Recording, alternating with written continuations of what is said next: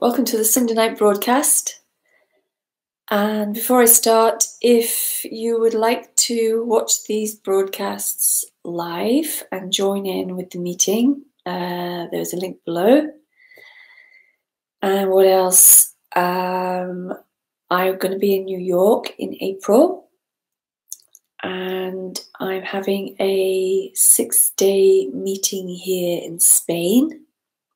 I think that's it for now. And also, what else do I do? Oh yeah, I do Wednesday night chat group, and I also do one-to-one private meetings with people as well.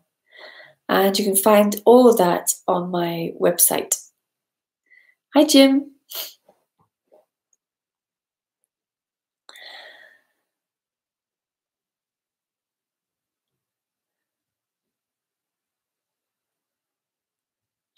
So what we're talking about here is utterly hopeless.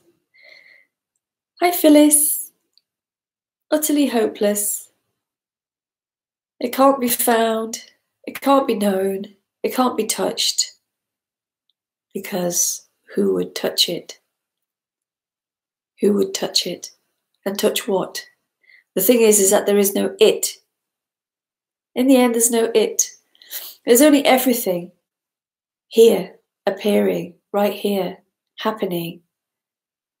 And that can't be described.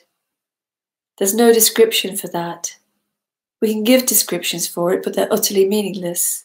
We can give poetic statements about it, but they're meaningless because it doesn't get anyone closer to it, because the someone is an appearance in it. And that someone is not actually a someone at all. It just has a set of beliefs and ideas and concepts that it is a person. And in that realm, in that world, really, it tries to find something else, because in that world it feels separate and it feels uncomfortable and it feels utterly dissatisfied and unfulfilled. It feels like there must be something else, there must be something better, there must be a completeness, or there must be something that I'm missing. But the something that's missing is within the storified world of this illusion called me, when there is no me.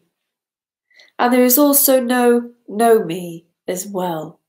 So in the illusion of the me, it also looks for no me, as if that's a thing, as if that is something that can be experienced. But there is no me either. There is only just what's happening. And within what's happening, there is also the sense that I am looking for it. I need to feel complete.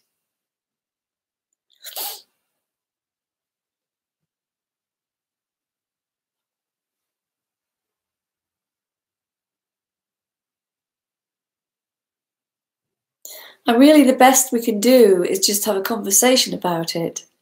The best we can do is point to the illusion, the fallacy, really, that there is something called freedom, that there is something that is a no me, or the end of me, or all these ideas that are dreamt up but have actually no basis at all, because there is no person. So there's no basis for these beliefs and these ideas and this sense of being a separate person.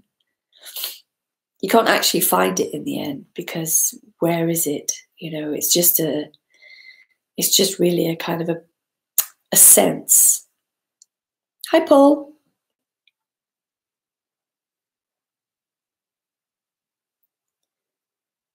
Yeah, so what we can do is, you know, as much as one can have a conversation with the chat panel, we can just like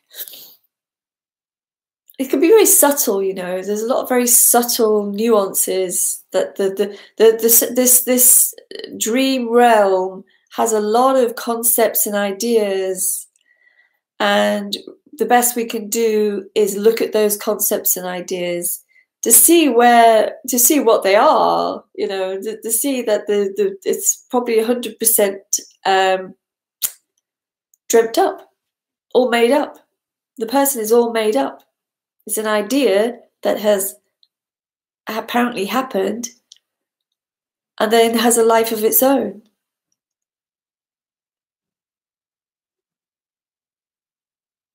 And within that life of its own, it's looking for freedom. It also, in that realm, it has the idea of freedom. When really, it's already everything. It's already done, as it were. So the concept of freedom is usually a personal concept of freedom, that I will have freedom and I will know freedom.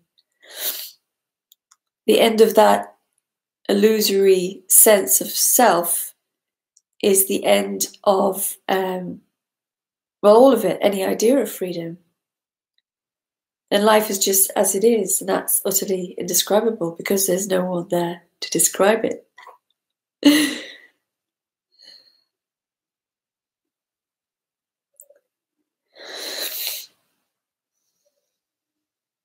So even within this, within this kind of conversation, there can be all these ideas, like, oh, I had a glimpse of freedom, and oh, I feel closer to freedom. Well, no one feels closer to freedom. There might be a loosening of that, the grip of that dream, but it's not that is anyone's closer to freedom. It's just that there's a loosening of the grip of the dream. That's all. It's not that anyone gets here, because getting here is another idea.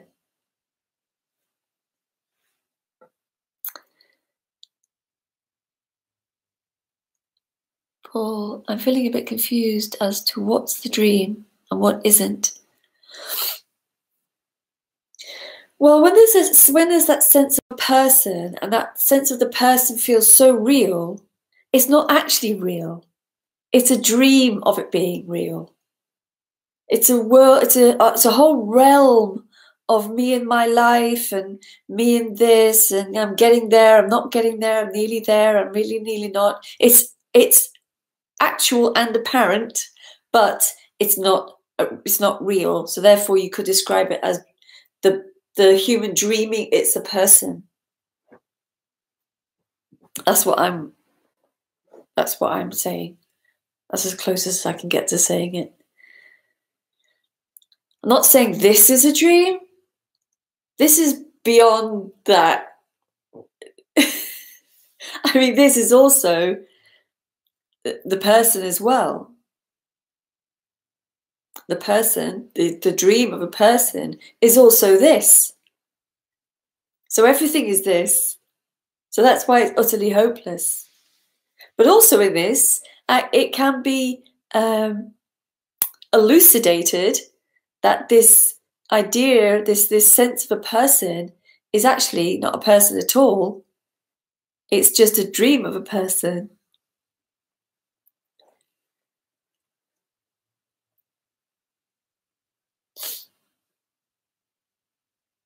If that makes any sense. But I'm not saying this is a dream.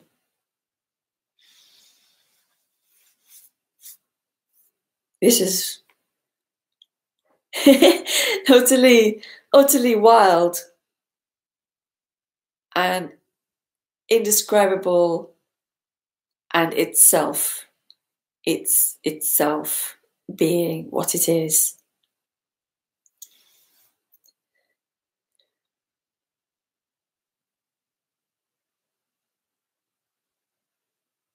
That doesn't appear like that to somebody. It just is that way.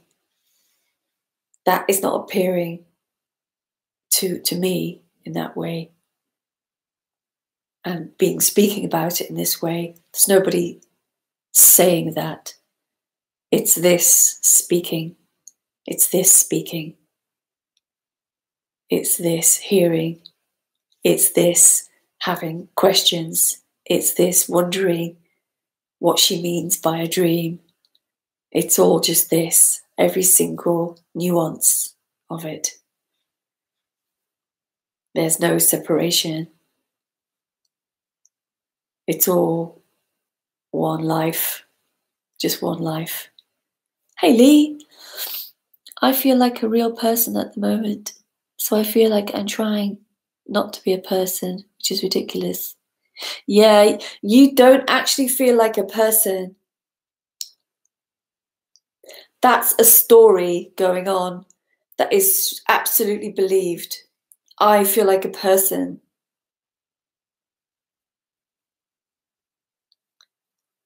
And that within that story, I'm trying not to feel like a person. You see the whole story going on there? And I know in that story, it's just like, yeah, but it feels real. But you see, that's whole part of the you could say the psychological setup of the person is this sense of reality to it. Gil, can you explain what you mean by wild?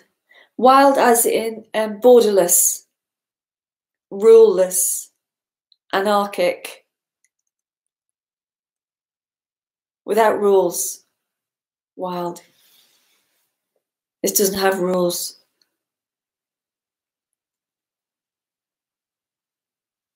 You could say it's unbound, free. It's not within the confines of the idea that that anyone has any control. That's what I mean. The idea that I have control is part of the dream of the person, which is also wild.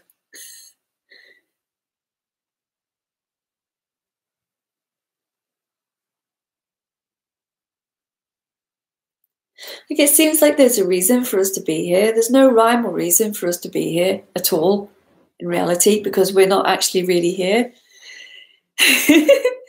There's just this life happening, and it seems as like there's a reason, there's a purpose for what is happening.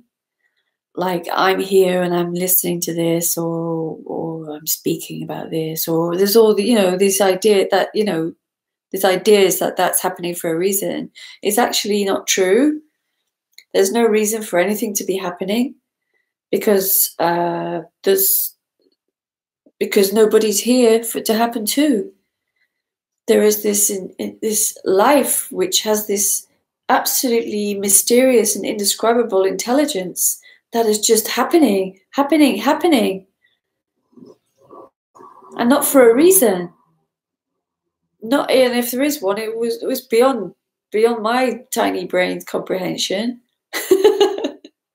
I can't find it or want to, because it just is. It just is.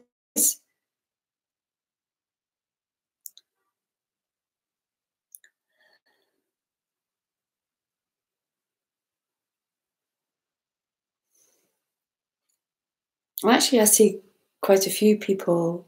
Over the years I've been doing this, I see quite a few people who go from non-duality back into different paths, because I think it's they so desperately want to work it out, and when there's nothing to get hold of and nothing to work out, it's just too much. So they go back to paths, something which has more hope, something which has more love and more joy for the me. But really, it's like, but there isn't anything else. So anything, it's just going to lead to disappointment in the end. It's just the road to disappointment, because there is no path. So there's ultimately, it's going to be going round and round and round. The seeking stories going round and round. It's just going to end up in more disappointment. It's endless.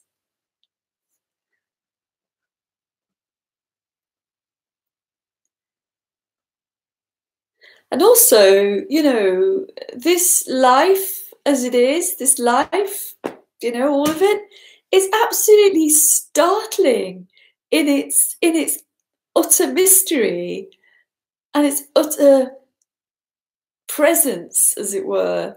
Its utter being here, everywhere, everything.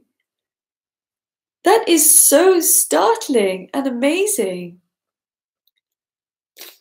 Yeah, but it's got nothing in it for me, so I'm going to go back to this guru or that guru or this teacher which promises peace and mindfulness or whatever. Loops. The loop of seeking. The chase of mindfulness. The chase of peace. The chase of whatever. It's a chase going round and round and round. And all the time missing that this life appearing right here is absolutely amazing. Just in the very fact that it is.